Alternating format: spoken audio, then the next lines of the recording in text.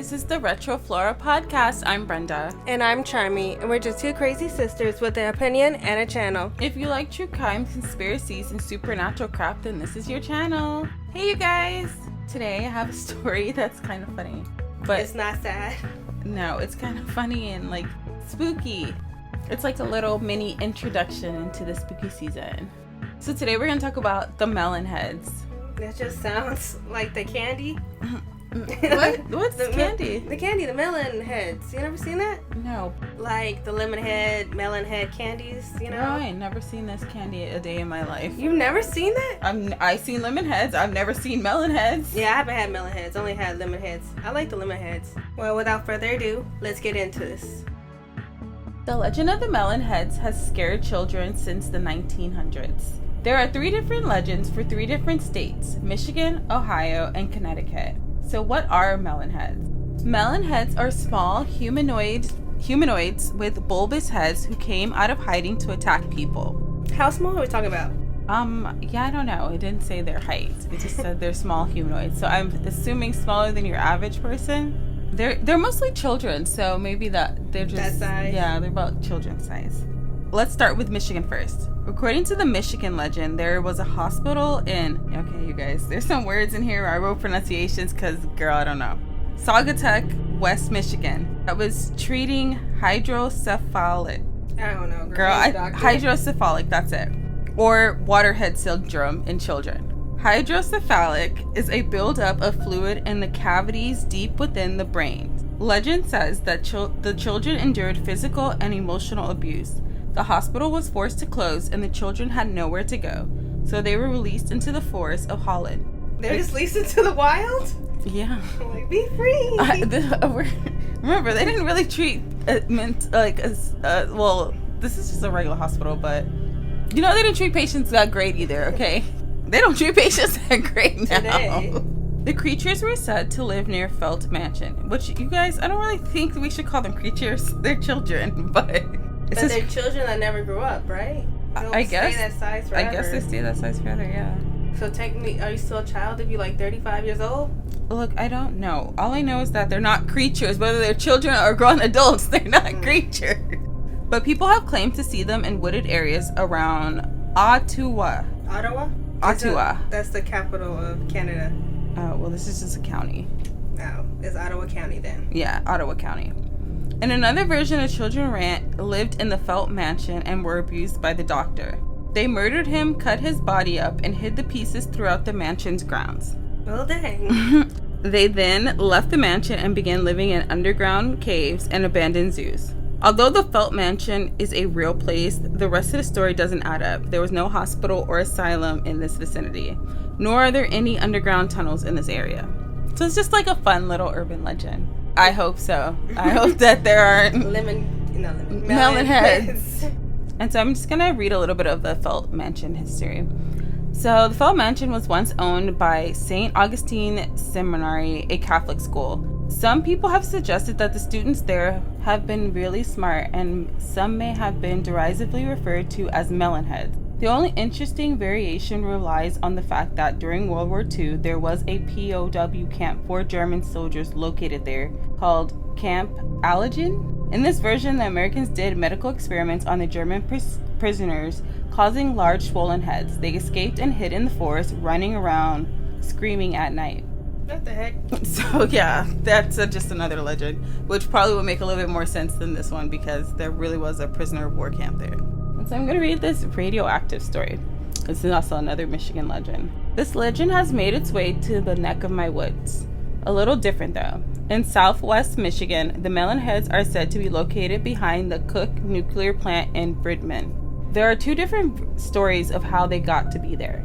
The first story says there was an insane asylum in the woods before the power plant was built, and there was a fire that burned the asylum to the ground, and the Melonheads escaped and been living in the wild ever since. The other story says there was a group of people who lived behind the plant in the woods. After exposure to the radiation, they began to have swelling of the brain, and out of embarrassment and shame, they stayed in the woods to be left alone by the public to live their lives. The nuclear plant and all the surrounding properties have been closed off to the public since the 9/11 attack, but you used to be able to drive back into the woods and explore. It was a big pastime for teenagers to scare the bejesus out of themselves and their dates. I've been told that the whole area back there is like a maze. Unless you know the area well, it is easy to get lost in. I suppose that just adds to the scare factor, so I would say that the Melonheads from my area are just an urban legend, but it always makes for an interesting conversation, especially when talking with those who have been there and claim to have seen one. And this story comes from the mysteriousmichigan.com. The next state we're going to jump into is Connecticut. Now, there are several versions of the Melonheads in Fairfield County, Connecticut.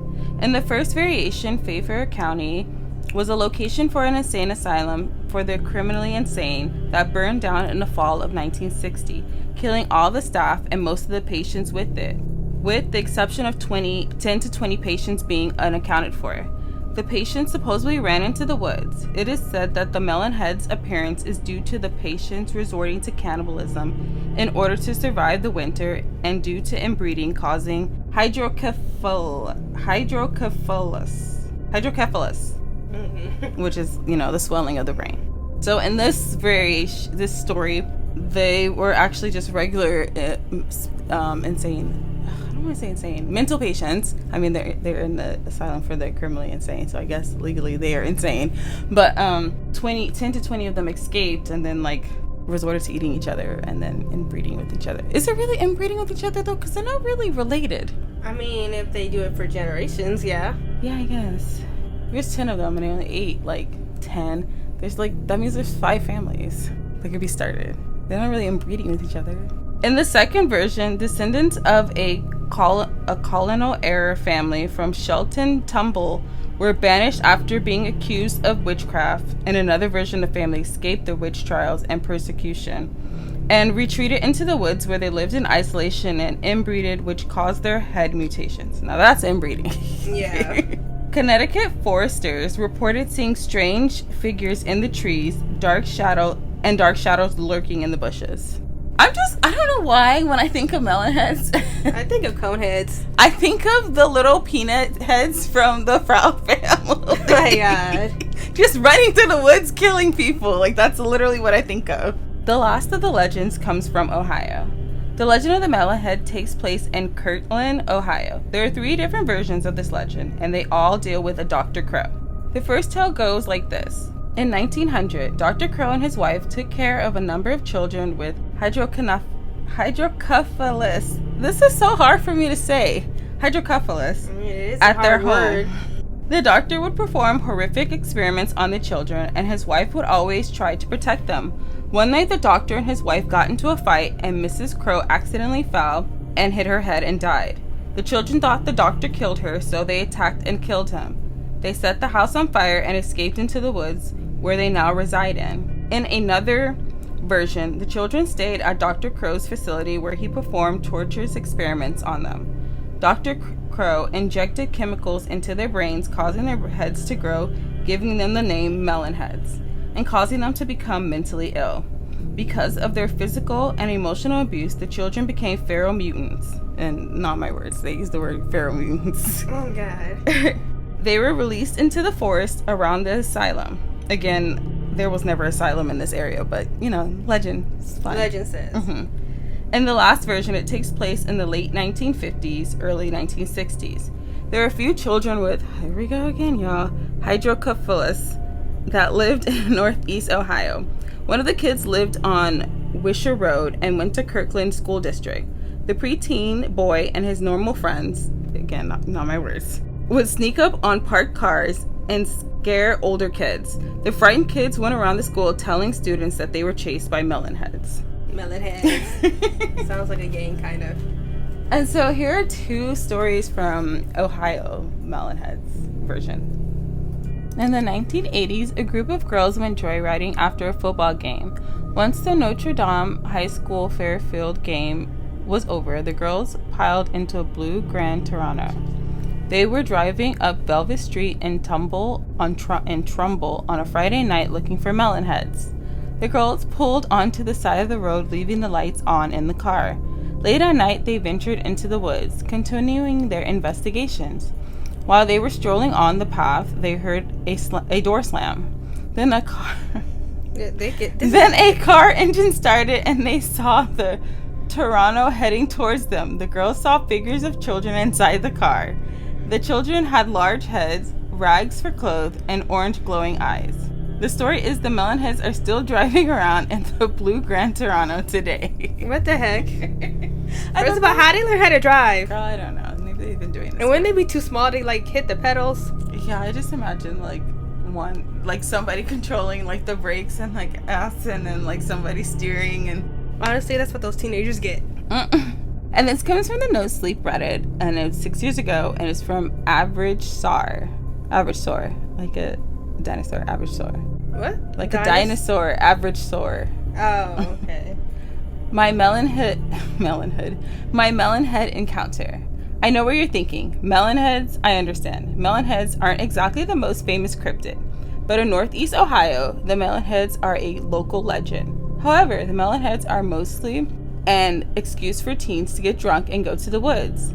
It is a safety hazard, so it is understandable why cops try to stop people from trying to find the Melonheads. Because they'll steal your car.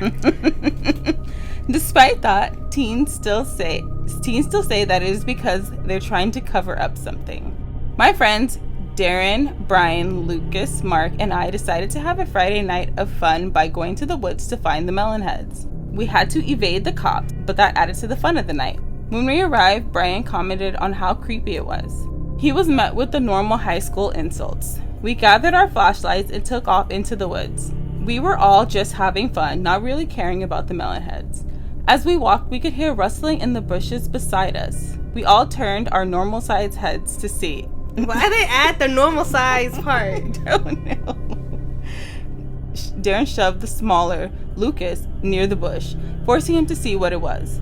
The scent of something dead began to form in the air. Lucas pointed his flashlight into the bush and saw a dead possum. He commented on how gross it was, and we kept moving. Darren, you a little gonna push Lucas in front of you. All throughout our nighttime stroll, we tried to scare each other by saying things like, "What was that?" or "Does anyone hear that?" After about 5 seconds of silence, we would break out all laughing again. Eventually, Brian shoved Mark after he tried to scare us. Mark lost his balance and tipped over, hitting the forest floor with a quiet thud. We all began speed walking away from him, laughing. Dang, that's so mean. That is. After a few seconds, Mark screamed. We turned back and all flipped him the bird. Y'all the worst friends ever. Not flipped him the bird. He got up and ran over to us. He told us that he saw a Melonhead standing behind a tree. None of us really believed him, and we all just laughed at his claim. He seemed real eager to leave, but he didn't want to venture through the woods alone. Later, I began to worry about Mark. He kept abnormally quiet. If this was a joke, then surely he would have told us by now. I still shook it off like an idiot. Strangely, we saw more animal corpses. They were mutilated and smelled awful.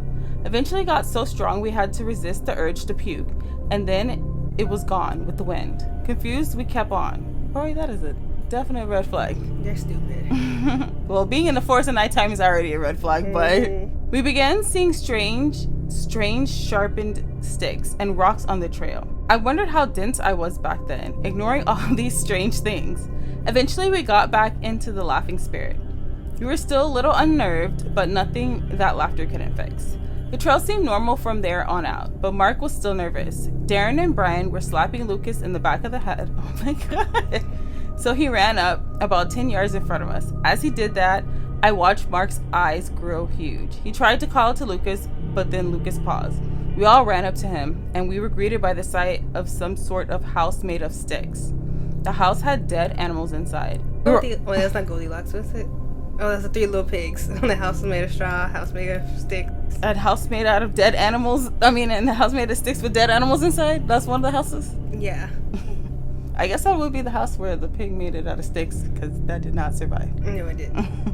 We were panicked now. We looked back, but we saw one of the Melonheads across the trail. Can you imagine being a Melonhead and you're coming across to your home and you just see these 3 giant people just looking at your house? Like, I would be mad too. Regular size. One peeked out at us from behind a tree. We were all athletic kids, so we ran as fast as we could out of there. I knew we were being tailed. We ran until Darren's car and shut the doors. We didn't even bother buckling up as we sped away from the spot in the forest where we were. We went a little too fast as a police officer pulled us over. We were happy just to see another human, nonetheless one with a gun. A melonhead police officer. He opened our window and saw our scared faces. He seemed worried at first, but then had a smug look on his face. He knew what we were looking for, the Melonheads. He thought that we had heard some noise and got scared. He didn't listen to us. Was he not hearing what we were saying? After we had calmed down, the officer heard a noise behind him. We were now scared out of our wits. The officer looked at the spot in the forest from which it came and told the person to come out of the woods. 5 seconds later, he had his gun drawn. He was now yelling at the person to freeze. A small rock flew in and lodged itself into the officer's forehead. How hard did you throw that rock? You got a slingshot back there? Like David versus Goliath up in there? Blood splattered our window. We sped off. I mean, yeah. I decided to brave looking back, and I saw something I'll never forget. A melonhead standing over the officer's body. It brought out some sort of rock dagger and began cutting off the officer's limbs. I turned back now. The local newspaper reported on the missing officer. Although they never found his body, my friend and I know what happened to him. We never told anyone this story, and I'm only bringing it up since I saw something that caught my attention in the news. The body of 3 teens showed up in the forest yesterday. All of them had been hacked to oblivion by some sort of stone weapon. They're stupid. And I feel bad for that cop, because if those teenagers weren't there, he'd probably still be alive. I don't know who to blame. I blame the Melonheads, although the Melonheads kind of have a point, like you're trespassing. So yeah. So yeah, that is the legend of the Melonheads. I've never heard of that before. And it's very interesting. I don't know if I believe in Melonheads unless they're like government experiments that were released in the forest, because we know how our government is. They do not care. You would think they would get rid of their experiment and not release it into the forest. Yeah, so there's somebody else's problem now. They easily could put them in the furnace, okay? Yeah, well, look, I don't work for the government. I don't know. Maybe the government wants them to be out there. I don't know. Well, you've made it to the end. You must really like the sounds of our high-pitched voices and quirky commentary. You might as well like and subscribe to our channel and hit that bell to be notified every time we drop new content. If you want to follow our social medias, they will be linked in the description box below. Bye! Bye, you guys. Don't go looking for Melonheads. Melon. Unless it's a candy.